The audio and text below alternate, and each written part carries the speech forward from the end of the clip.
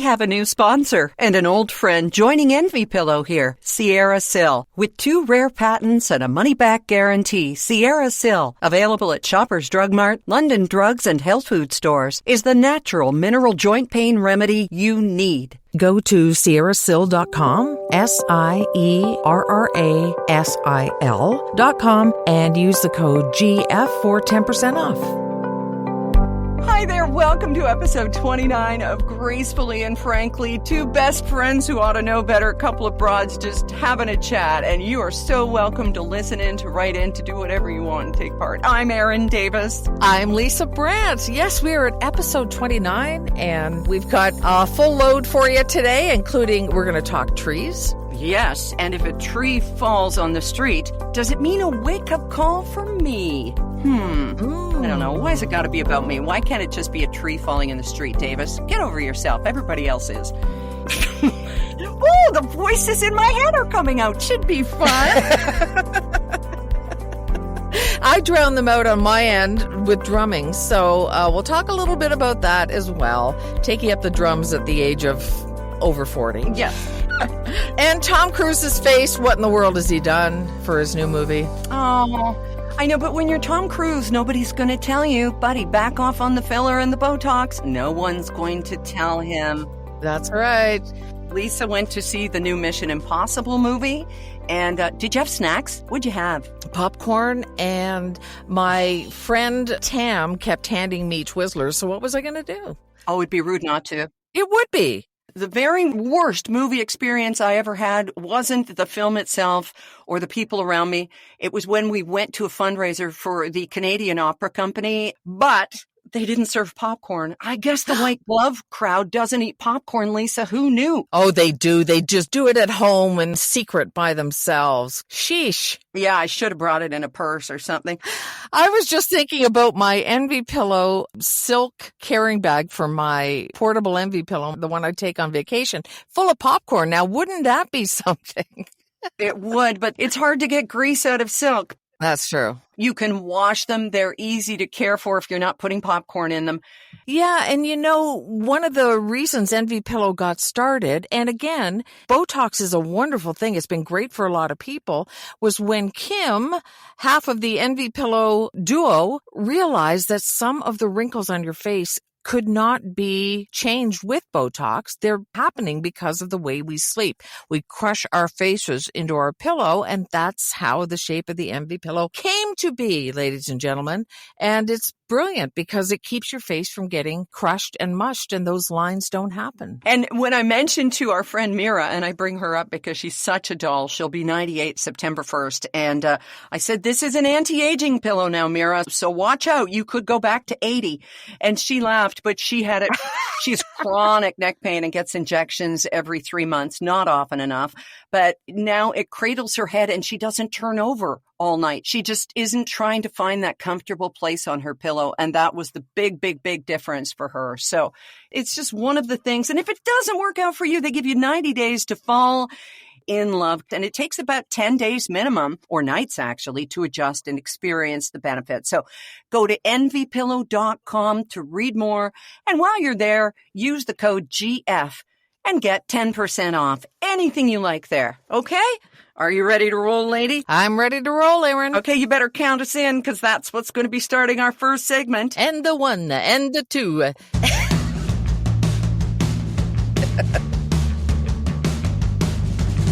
Well, look who it is. If it isn't the little drummer girl. I'm so proud of you. Oh, thank you. I'm having so much fun with it. And getting an electronic drum kit as opposed to the so-called real drum kit I had, 8 years ago when I took drum lessons has made all the difference because I can bang around like crazy and nobody can hear me except me in my headphones. So it's cool. I think you're so inspiring. Let's go back a little bit. You did this, you said 8 years ago? Yeah. Okay, why? Were you always interested in drumming? Is this something you started as a kid and then just put aside like so many of us do with music lessons, or what was it? I actually took piano lessons when I was a kid from an awful woman who, if I missed a note, would slam the key cover on my fingers and stuff. She was just awful. So I ended up quitting. I launched a boycott of her. I did love it though. But no, I never touched the drums until, I don't know, I guess I was in my 50s, and I just thought, it's something I've always wanted to do. I've always watched the drummer when we go to see a concert or something, and I just wanted to give it a try. So I took lessons every Saturday morning at a London Music Academy, and it's so funny, Erin, if you can picture a couple of benches of students waiting for their instructors to come and get them, and they're all little kids, and me. Oh. But I really just wanted to play along with a couple songs that I knew, and I almost had Journey's Don't Stop Believin' nailed. Mm-hmm. My neck injury was way too fresh then, and I couldn't stand the pain. It was just chronic, and so I had to give it up. Sold my drum kit and just sort of let it go. And now I'm just kind of working through any twinges I get. And with the electronic kit, I'm not bothering anybody else. So I can do the same 2-minute routine over and over and over again until I get it right. And that's the fun of it. The learning, I feel like I'm sparking up a part of my brain that doesn't get used very much. So. Oh, and that is so important. The more we learn about dementia and Alzheimer's and everything, there's just so much about learning new things and what an important part of the brain, music and drumming, take on. Yeah, I know. It's so funny because my ex-husband was a guitarist and bass player. So, I've heard all the drumming jokes, like the drummer isn't actually a musician. But anyway. Yeah. I really love it. I love it. And so this electronic kit, I bought it from like a 12-year-old who, again, was giving me pointers and gave me sticks. But it's got music built in. It's got a metronome. It's got everything in it. And it bothers no one. So that's the ultimate. That's fantastic. Now, I'm really inspired by this, as I was by your ice cream and your therapist a couple of weeks ago, because I heard from somebody else this week who was trying something that she's never done before. It was swimming. And she is very deep in grief right now. And her daughter was a swimmer and really loved it. And the mom's doing it now. And I said, she said she'd never had lessons, didn't know how to swim. And I said to her, when you're there in the water, you're with her and you're finding a way to, the quote from Finding Nemo, just keep swimming, swimming, swimming. And you're doing that. And she hadn't thought of that analogy because nobody's brain works like mine. But it was just a way for her to stay afloat and to keep moving forward. And for you, yeah. It's just finding a new rhythm in your life. With your pottery, you got your hands dirty. You wanted to try that out. Now with the drumming, you're doing this. What would you say to somebody who says, I'm too old to take lessons? I might be that person who feels like an idiot in a room full of 8-year-olds whose parents just dropped them off. What would you say to them, Lisa? I'd say if this was your last day on earth, would you still think that way? Because time is not infinite. And if it's something you really want to do, I just don't care what people think. And I found it hilarious to sit there with all those children. And when we bought the drum kit, the generation gap, which is huge, just fell away when we talked about the drums. He was interested in what I knew and how much I knew and if he could show me anything or I could show him anything. And he was just a kid. And we just found this relatability that we would not have had in any other respect, unless I was in a store serving him something he wanted or whatever. But I just found it such a delightful moment that this kid cared about what I thought and wanted to ask me questions. And it was all just because of the drums. I felt like a kid doing it too. I didn't feel like the older woman whose hair has gone gray. And I just see no reason to put off something that your heart sings for. Just do it. Number one, you're worth it. And number two, the joy you get out of it. And if you don't do it. Like when I was sick years ago and I was hospitalized and as I was lying there, I thought, when I come through this, I want to learn the guitar. And I took one lesson and went, nope, this is never going to happen. Okay. And I think the drums looked possible. The guitar just looked impossible. But I tried it, right? That's the point. It is. You continue to inspire me, Lisa. I heard that you were getting a couple of buzz messages there while we were talking. Is that a band? Are you getting a gig? Do you have to go? Actually, yes, it's Motley Crue. And I told these guys so many times, just leave me alone. I'm not into it. I don't care where Tommy Lee has to be. I'm not filling in for the guy. He's a hack. All right. It's just not going to happen. So okay. And we saw from Spinal Tap what happens to drummers. So I would prefer you just... You stay in your room and play your drums. Oh, and by the way, do you know why the little drummer boy didn't get into heaven? No. Why? Because he woke up the baby.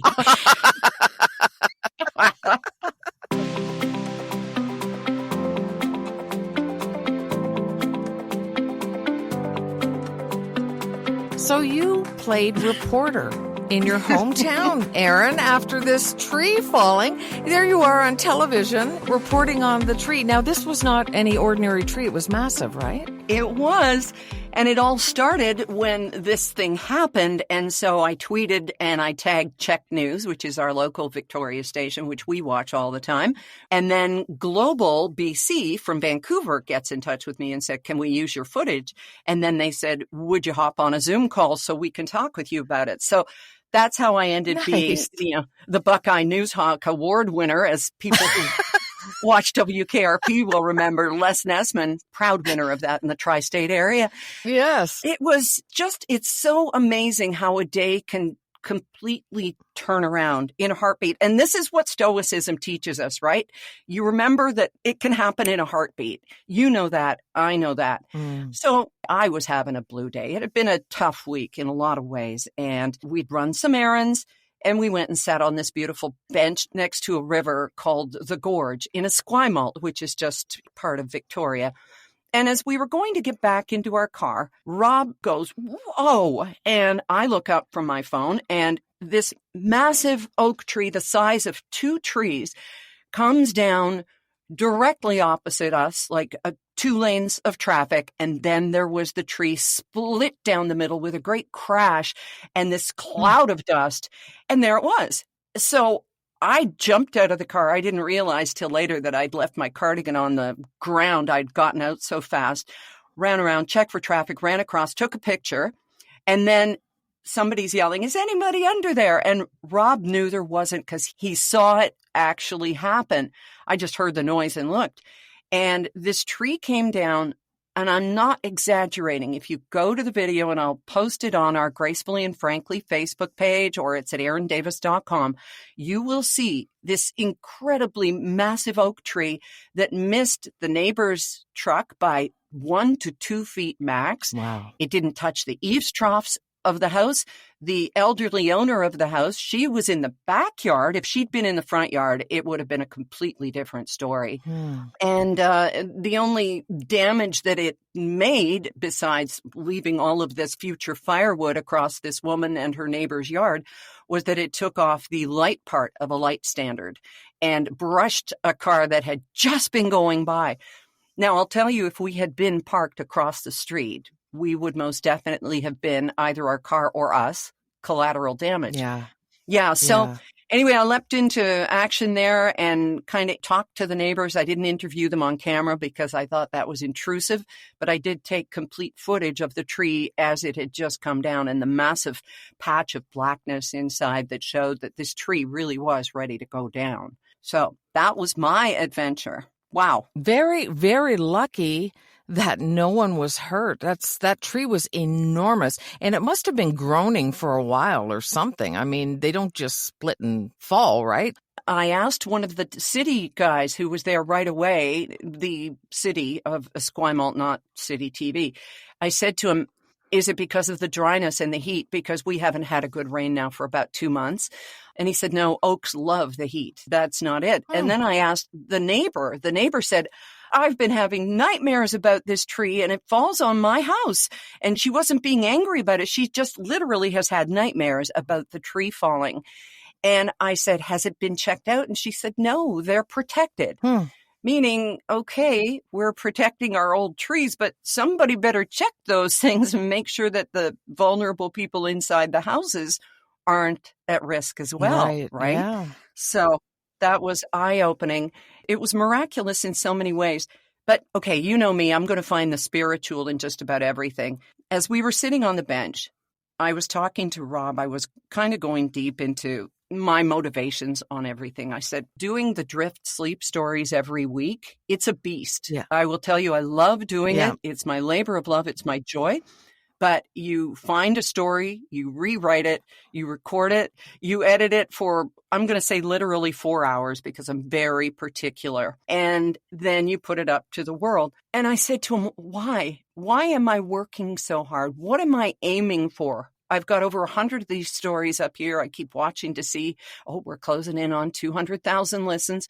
Why am I so driven? And this, what you and I are doing here, also a labor of love. Yes, it's work, but again, it's joyful. And we're doing it because we love it. And I love this time talking with you. But why am I so driven? When will I ever stop looking at ratings and how I'm doing and how many followers on Threads and all that? He didn't have an answer. He said, you're never going to retire, but I just can't stop. And I had been looking for signs from Lauren all morning. You know, I was just looking for her to be with me that day. And then this freaking tree cracks wide open and shows the rot inside. And I said to Rob, does this mean that I'm just standing there looking all strong and tall and inside I'm a mess? Or is it the reminder that anything can happen at any moment, which is what you referred to with your drumming? You know, why would you put it off till tomorrow? So just do your thing, because you can plan all you want. You can garden around that tree and plant the nicest roses. But if the tree's coming down, it's coming down anyway. What's your take on it? And I shall stop and listen. I think, for one thing, I want to say for the record that I love and look forward to this time as well. This is definitely a labor of love on the Lisa side too. But I think you are questioning a fundamental aspect of yourself, which is you love to create.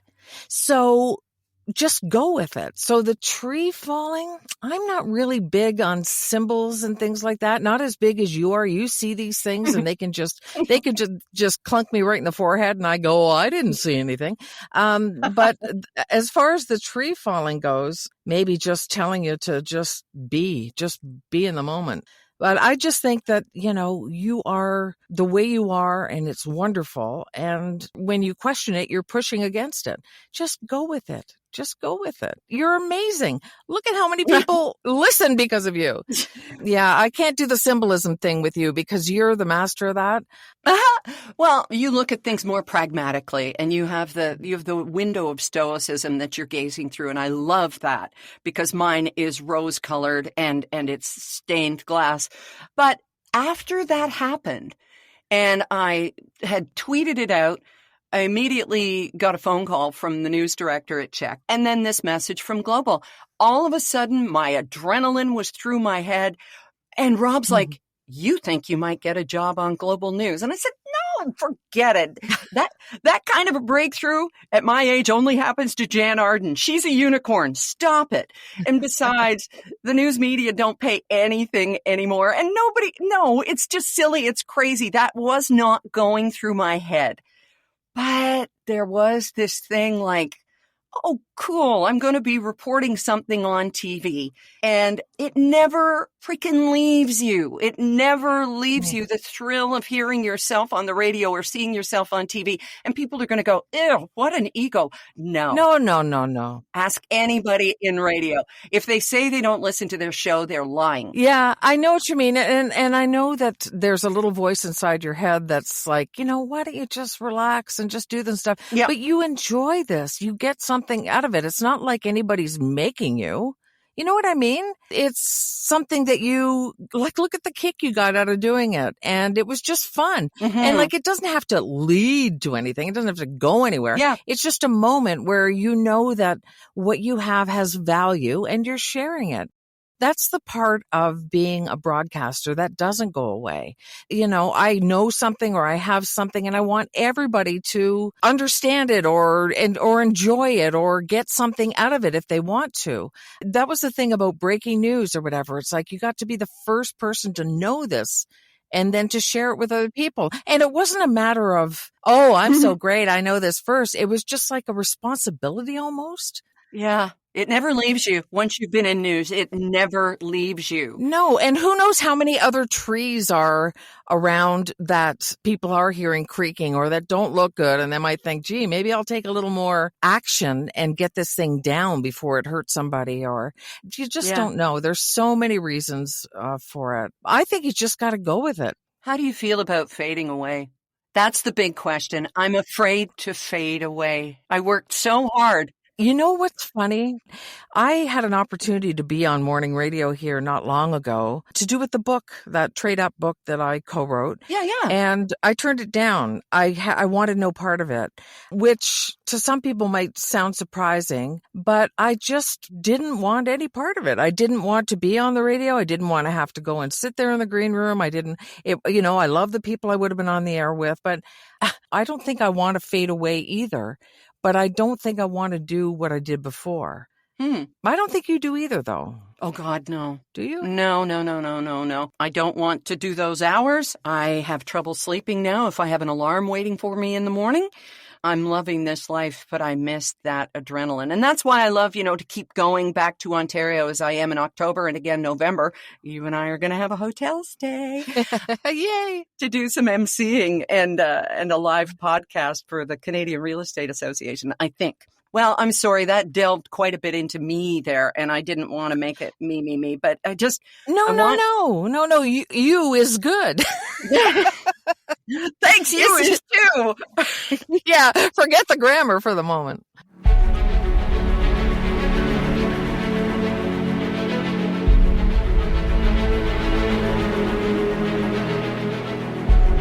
Well, you went to a movie last week to see the new Tom Cruise movie. What is it? Mission Impossible 76? 77. 77. It's 7, but it should be 0.5 because it's part 1 of a 2-part story. And the reason we went is because a real estate agent we work with has an annual thank you event. And this is the second time he's done a movie. And otherwise, we wouldn't have gone to a theater to see this movie. But it was a night with a bunch of people we know. And he covered everything from the parking to the treats to the movie. And it was just a lot of fun. But the movie, they split it into 2 parts. The story is barely worthy of 1 part. Oh, you don't go and see these movies for a story, though, I don't think. Although I did see somebody say that it was great writing, and I like, really? It's great stunts, just strung together with some chatter. And the stunts are incredible. And you can always tell when it's Tom because there's close-ups of his face when he's on the motorcycle or hanging from the train or whatever it is he's doing, Yeah. If I'm doing my own stunts, I want close-ups too. Thank you very much. I don't want to think that this butt belongs to anyone else. Imagine the casting for that. Anyway. But Tom has, again, I'm going to go into a little bit of Botox talk here and there's nothing wrong with Botox. I think Botox is great and it's helped a lot of people and makes them happy. But he has paralyzed his face from the upper lip to mid forehead. So his face doesn't move. So the Tom Cruise smile where he gives that smile and his eyes twinkle and everything. Yeah, that doesn't happen. It can't happen. The bottom of his mouth might smile, but the rest of his face doesn't move. Aww. And because he's an executive producer on this movie, there's a million close-ups of him. And you see his face, 4 stories high or whatever it is, and it's just not the same face. I was kind of distracted by that. And everybody afterwards said, oh, yeah, his face is just so different now. It's just not the same thing. But he's serious through the whole movie anyway. There are a couple of little laughs and, of course, beautiful women because nobody ugly ever gets into whatever line of work. There was a sequence in it to do with a train falling off a bridge that had me going and holding my throat. It was really, really well done. But the movie ended and everybody's kind of like, the story didn't drag us in. It was what it was. A big, expensive bunch of stunts, which is fine. Yeah. That's absolutely fine. But I like a bit of a story. Don't we all? And now, of course, there is the actors' strike. And by the time this airs, it may have been remedied. So forgive us if we're out of step. But when are we going to start seeing the shows that we love back again? Yeah. Few of us go to the theaters anymore. The Barbie and Oppenheimer thing this weekend is going to be huge. And I do want to go back to see both films. I mean, anything by Christopher Nolan is going to take your breath away. And of course, Ryan Gosling and Margot Robbie are going to be absolutely fantastic. Anything that has Ted Cruz saying his family will never see this movie, buy me a ticket. I'm going. I definitely want to see both of them because they are going to be a ride. And that's what I want when I go to the theater. I want a ride. Yeah. But when it comes to watching stuff at home, are you finding that it's really, really hard to pick up where a season left off when it's been 2 or 3 years? Oh, yeah. Yeah. Oh, the problems when people are going through so much more. And we mentioned this last week. Yeah, we aren't going deep into the world's problems here. But we started up with The Lincoln Lawyer because we liked it when it was on. And now we have finished The Diplomat, which was astoundingly Oh, wasn't good. that great? Just one of the best series I've ever watched. It was amazing. Yeah, the casting in that is incredible. And the storyline, oh my God. But back to The Lincoln Lawyer. But of course, we're watching the recap and the beginning of season 2 going, nope, don't remember this. Do you remember this? No, I have no idea who that is. So I guess we have the luxury of going back to watch the final episode of the previous season.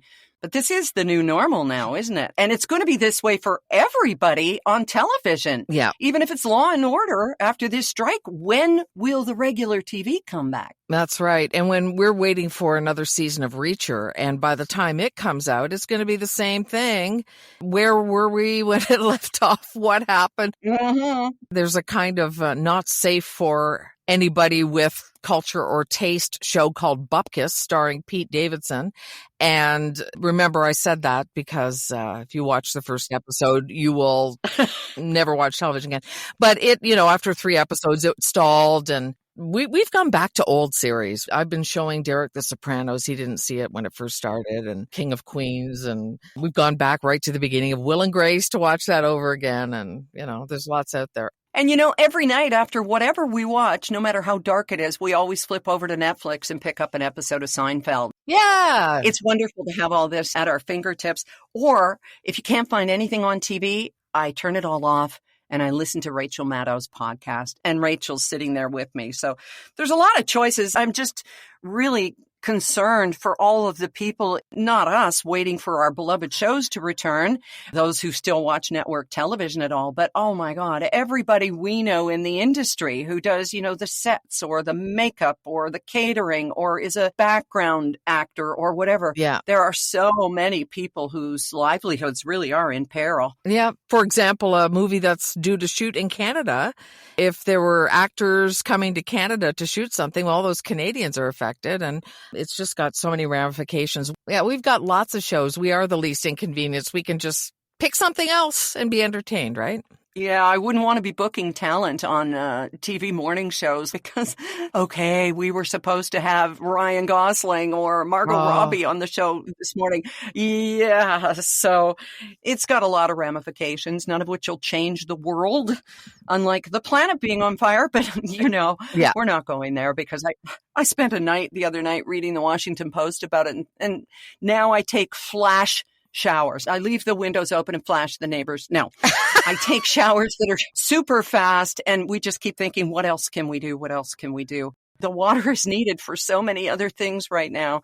Do they have a water restriction on? Yeah, they do. So I think that we're just about wrapping up. Hey, you got to mention in there for your book, Trade Up. I hope that it's selling like gangbusters as people are getting a different view on what they can do with their futures. March to the beat of a different drum. Lisa does. That's what I'd say about that. But your Stoicism newsletter, in a nutshell, can you just explain what this is? Because I love it so much. We haven't mentioned it here. Yeah, it's a website called themindfulword.org, and they didn't have anybody writing about Stoicism. So I said, hey, what do you think of this? And they were totally on board. The series is called Stoic in Training, and it gets sent out. I mean, if you subscribe or whatever, they send out a reminder whenever a new post goes up. And I'm just writing about my life and how Stoicism works into it, how many times I've messed it up, and how much more I still have to learn. It's certainly not a standing on a soapbox saying, this is how it's done and you're doing it wrong. It's basically, this is how it's done and here's how I'm doing it wrong, but I'm trying to do better. I love it. And best of all, you don't have to go to themindfulword.org. Lisa will provide a link when she writes something new at our Gracefully and Frankly Facebook page. I love it. I love it. I love it. Thank you. And maybe you'll do a Stoicism podcast one day, but don't put it off. If the Stoics have taught us anything.